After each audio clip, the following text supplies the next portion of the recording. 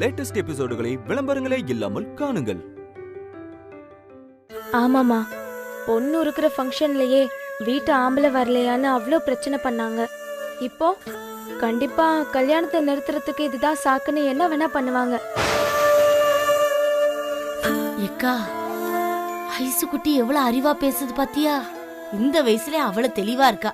அப்புறம் எதுக்குக்கா மூஞ்சி எப்படி வச்சுக்கிட்டு இருக்க? முதல்ல புள்ள சொன்ன மாதிரி பத்திரிக்கையை 2 பேரும் போய் கொடுத்துட்டு வாங்க. இல்லன்னு வச்சுக்கே, எனக்கு பத்திரிக்கை வைக்கல அதனால நான் வரலன்னு சொல்லுவாரு. என்ன கூத்துனா, பொதுவா பொண்ணுக்கு கல்யாணம்னா அப்பங்கார ஊர் ஊரா பத்திரிக்கை வச்சு என் பொண்ணுக்கு கல்யாணம்னு கூப்பிடுவான். இங்க பெத்த அப்பாவை உங்க பொண்ணுக்கு கல்யாணம் வாங்கன்னு விருந்தாளி மாதிரி கூப்பிட வேண்டியிருக்கு. தப்பா எடுத்துக்காங்க, சொல்லிட்டேன். சரி சாந்தா, நானும் துர்காவும் பத்திரிக்கையை கொடுத்துட்டு அப்படியே கோயிலுக்கு போயிட்டு வந்துடுறோம். யமுனாவும் கோயிலுக்கு தான் போயிருக்கா. பத்திரிக்கையை கோயில்ல சாமிக்கு வச்சுட்டு கும்பிட்டு வந்துடுறோம். ஏக்கா, இன்னொரு விஷயம், பத்திரிக்கை கொடுத்துட்டு வரும்போது இந்த ரெங்கநாயகி அக்கா இருக்காங்கல்ல, அவங்களுக்கும் கொடுத்துட்டு வந்துரு. அவங்க ஏதாவது நினைச்சுக்க போறாங்க. சாந்தா, ரொம்ப சரியா சொன்ன நீ. அந்த அம்மாவுக்கு தீராத கோவம் இருக்கு நம்ம மேல. அவங்க நம்ம முகத்தை பார்த்து பேசலைன்னாலும் பரவாயில்ல, அது வேற விஷயம். ஆனா அந்த வாசப்படியிலையாவது பத்திரிக்கையை வச்சுட்டு நம்ம கடமையை செஞ்சு முடிச்சிடலாம். சரி சாந்தா, கிளம்புறோம். சரிக்கா, நீங்க போயிட்டு வாங்க, நான் மிஸ் போயிட்டு வரோம்.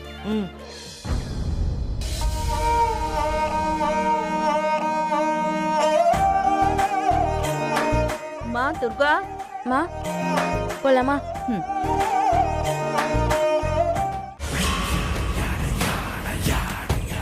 அக்கா, மாமாட்ட இன்னைக்கு பத்திரத்தில் கையெழுத்து வாங்கிடலாமா? முதல்ல அந்த ஆள்கிட்ட பேசுவோம், அதுக்கப்புறமா கையெழுத்து வாங்குவோம். நீ வா. சரி வா.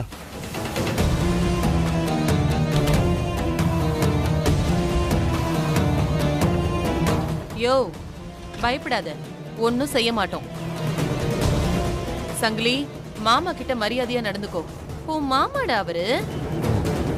மாமா ஏதோ கோவத்தில் பண்ணிட்டேன் மாமா, அதெல்லாம் மனசில் வச்சுக்காத.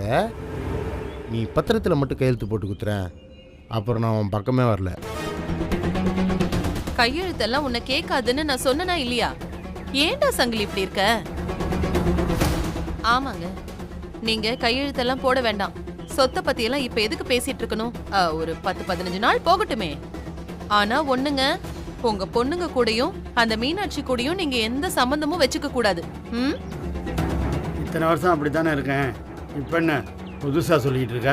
இல்லையே, உனக்கு ஆக்சிடென்ட் ஆனதும் உன் பொண்ணு வந்து ஆஸ்பத்திரியில் உன்னை சேர்த்தா அது எப்படி? டேய், அது தற்செயலாக நடந்ததுடா. அதை மனசில் வச்சுக்கிட்டு நீ என்னென்னமோ பண்ணிக்கிட்டு இருக்கடா. அது எப்படி தற்செயலா நடக்கும்? சரி விடு, நடந்ததை பத்தி பேசி எந்த பிரயோஜனமும் இல்ல. இனிமே உன் பொண்ணுங்க கூடயோ அந்த மீனாட்சி கூடயோ நீ எந்த உறவும் வச்சுக்க கூடாது. சரி, வச்சுக்க மாட்டேன். போதுமா? உன் பெரிய பொண்ணுக்கு கல்யாணம்னு இந்த வீட்டுக்கு எப்ப வேணாலும் அந்த மீனாட்சி வந்து வாசல்ல நிப்பா. உன்னை வந்து கல்யாணத்துக்கு கூப்பிடுவா. அப்ப நீ என்ன சொல்லணும்? யமுனா கல்யாணத்துக்கு வரமாட்டேன்னு சொல்லணும். அக்கா, மாமா நிஜமாலே பண்ணிட்டாருன்னு நினைக்கிறேன்க்கா. மாமா, மிதிச்சதெல்லாம் மனசில் வச்சுக்காத, அதெல்லாம் சின்ன விஷயம். டேய், ஏண்டா திரும்ப திரும்ப அந்த ஆளுக்கு ஞாபகப்படுத்திக்கிட்டே இருக்க? பாவம், அவரே கதி கலங்கி போயிருக்காரு. இத பாரியா, நான் சொன்னதெல்லாம் உனக்கு ஞாபகம் இருக்குல்ல? யமுனா கல்யாணத்துக்கு நான் போக மாட்டேன். அத மீறி நீ போனன்னு வெச்சுக்க, அப்புறம் இருக்கு உனக்கு. மாமா சொல்லிட்டாருலக்கா, போக மாட்டாருக்கா. நீ விடு, வா, மிரட்டினே இருக்காத. மாமா நீ பார்த்துக்கோ. வாக்கா.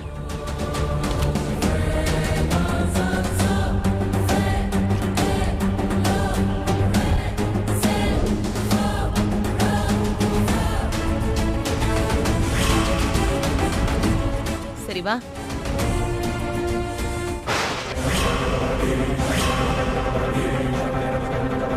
பாத்தியா, சொல்லி வாய மூடல, அதுக்குள்ள வந்து நிக்கிறாளுங்க. வா.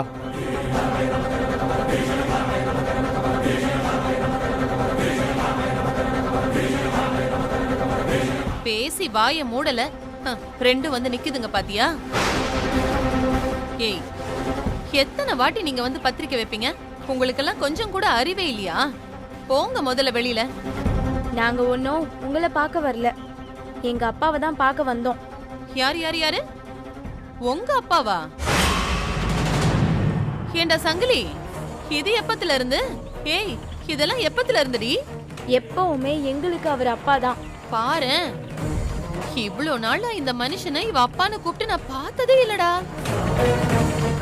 என்னடி இப்ப புதுசா அப்பான்னு சொல்லிக்கிட்டு சொந்தம் கொண்டாடிக்கிட்டு வர? இங்க சொந்தம் கொண்டாடுறதுக்கு யாருமே வரல. கேட்டீங்கல்ல, நாங்க எங்க அப்பாவை எங்க யமுனாக்கா கல்யாணத்துக்கு கூப்பிட வந்திருக்கோம்.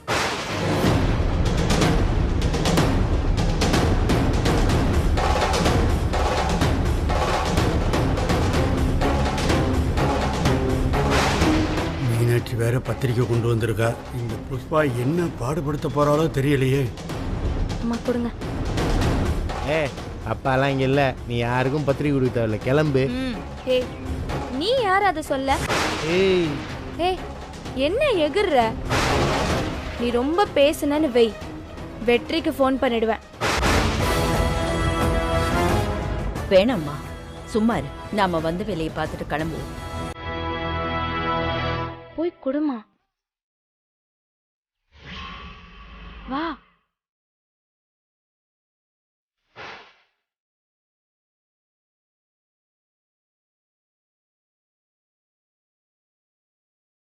இந்த வீட்டுக்கு வந்து நான் எத்தனையோ தடவை அவமானப்பட்டிருக்கேன். அப்படி இருந்தும் உங்களை பார்க்க இந்த வீட்டுக்கு நான் ஏன் திரும்ப திரும்ப வரேன்னா ஏன்னு நான் உங்ககிட்ட தெளிவா சொல்லிட்டேன். நம்ம பொண்ணுக்கு கல்யாணம் நடக்கும்போது ஒரு அப்பாவா வந்து நின்னு நீங்க தாரவாத்து கொடுக்கணும். அதுவும் எனக்காக இல்ல, நம்ம பொண்ணுக்காக, இந்த ஊருக்காக. நாளைக்கு கல்யாண மண்டபத்துல நம்ம பொண்ணை பார்த்து யாரும் உங்க அப்பா வரலையான்னு கேட்ட கூடாது. அதுக்காக தான். ஏய், என்ன கதை பேசிட்டு இருக்க? கல்யாணத்துக்கு கூப்பிடுற லட்சணமா இது? ஒழுங்கா கூப்பிட்டா மட்டும் நீங்க எல்லாரும் குடும்பத்தோட கிளம்பி வந்துட போறீங்களா? என்னடி ரொம்ப ஓவரா பேசிட்டு இருக்க? நீங்க கேள்வி கேட்டா நான் பதில் சொல்லதான் செய்வேன். எங்க அம்மா மாதிரி நான் அமைதியெல்லாம் போக மாட்டேன். சும்மா இருமா, அம்மா பேசுறேன். மறுபடியும் நான் நம்ம பொண்ணோட கல்யாணத்துக்காக அழைக்கிறேன். வந்து இருந்து கல்யாணத்தை நடத்தி கொடுங்க. ஒரு அப்பாவா யமுனாவை தாரவாத்து கொடுங்க.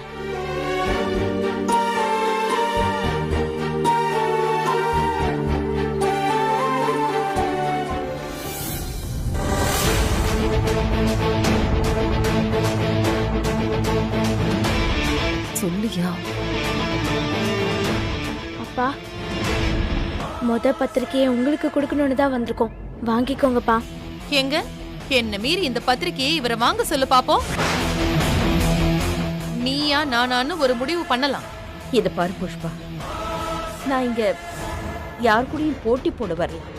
அப்படி ஒருவேளை நீயா நானான்னு போட்டி வந்தாலும் இந்த ஊருக்கே அதுக்கு பதில் தெரியும். நான் நம்பர் 2ன்னு குத்தி காமிக்கிறேன். அத நான் சொல்லல, நீதான் சொல்லிக்கிட்டு இருக்க. அம்மா, அவங்க விட்டா பேசிட்டே தான் இருப்பாங்க. நீ அப்பா கையில பத்திரிக்கையை கொடு, நம்ம கொடுத்துட்டு கிளம்பலாம். சொல்லிக்கிட்டே இருக்க, நீ பாட்டுக்கு பத்திரிக்கையை நீட்டிட்டு இருக்க. அப்படி என்ன பெரிய பத்திரிக்கை இது?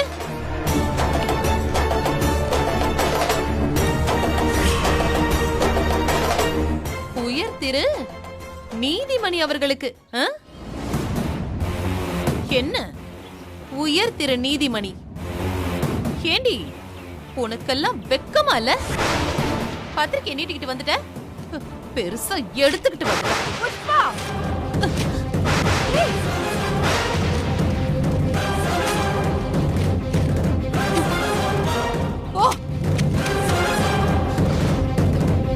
தூக்கிட்டு வந்துட்டாளுங்க.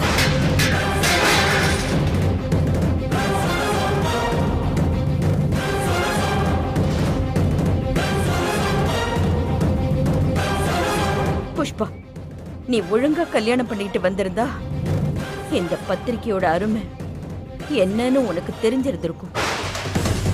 ஆனா நீ பின்வாசல் வழியா வந்தவ.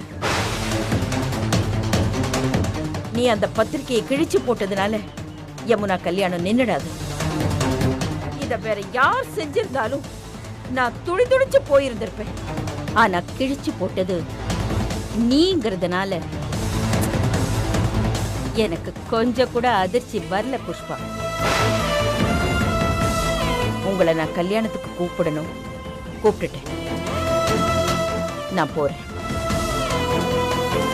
என்னையா அவ பாட்டுக்கு என்னென்னமோ சொல்லிக்கிட்டு போறா, நீ கேட்டுக்கிட்டே நிக்கிற? மீனாட்சி நில்லு. சும்மா சும்மா உன் பொண்ணுக்கு கல்யாணம்னு என்னை வந்து கூப்பிடுற வேலை வச்சுக்கிறாத. அப்படி வந்து நீ கூப்பிட்டா நான் வந்துடுவேன்னு நினைப்பியா? நீ புருஷனே வேணாம்னு தூக்கி போட்டு தானே வாழ்ந்துகிட்டு இருக்க. அப்புறம் உன் பொண்ணு கல்யாணத்துக்கு மட்டும் புருஷன் வேணுமா? அப்படி கேளியா? இன்னொரு தடவை பொண்ணு கல்யாணத்துக்கு வாங்க, தார வார்த்தை கொடுங்கன்னு வந்து நின்ன நான் மனுஷனாவே இருக்க மாட்டேன். இப்ப மட்டும்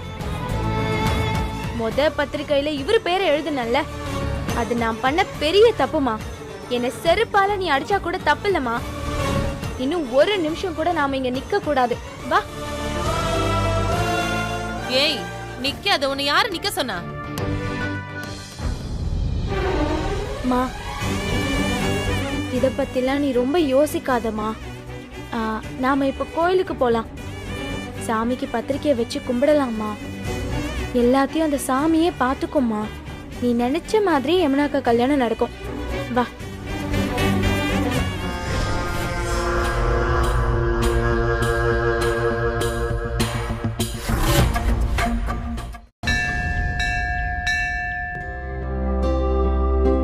அம்மா அம்மா, எப்பமா வந்தீங்க?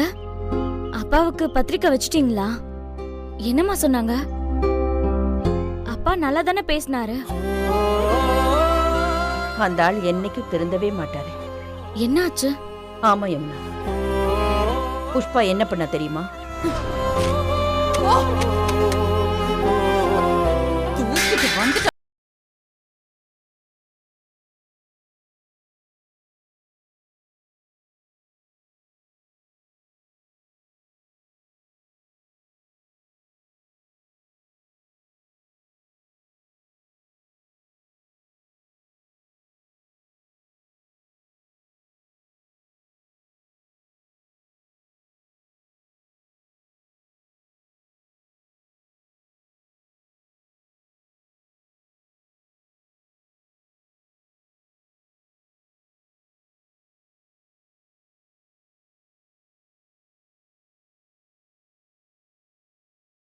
சொல்லாம மறைச்சிட்டேன்.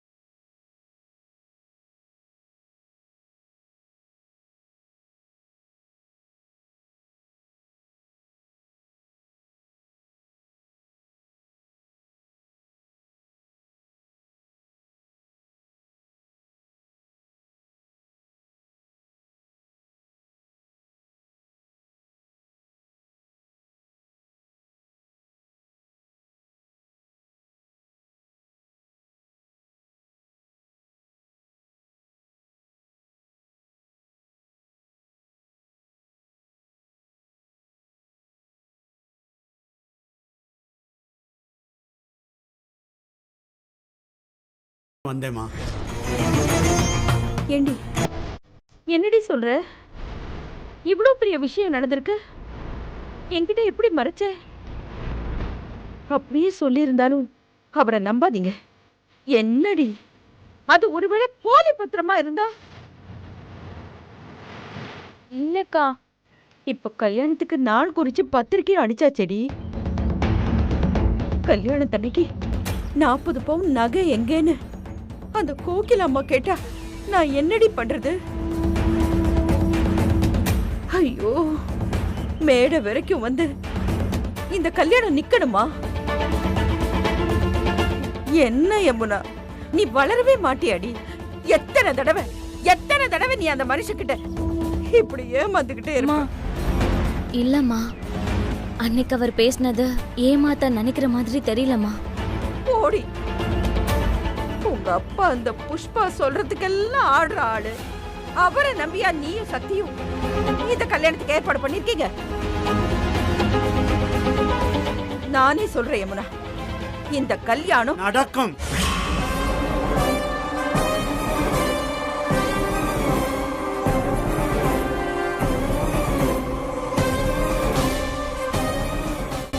மீனாட்சி, ஓ வாயால அதுவும் கோயில்ல வச்சு நம்ம பொண்ணு கல்யாணம் நடக்காதுன்னு ஓ வாயில இருந்து